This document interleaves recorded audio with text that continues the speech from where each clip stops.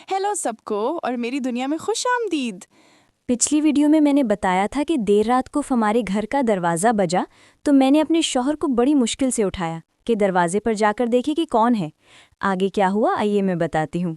उठ बैठी, हैदर को झंझोड़ा और ये मेरे शौहर हैं जो इस वक्त एक मुर्दा मेंढक से भी ज्यादा वजनी लगते हैं। मैंने हड़बड़ा कर हैदर को जगाया।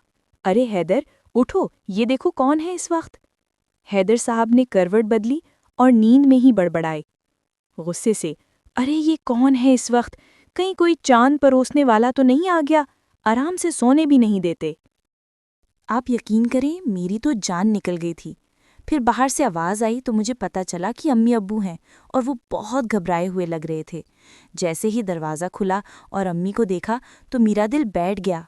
मैं जल्दी से अंदर गई और अम्मी से पूछा कि क्या हुआ।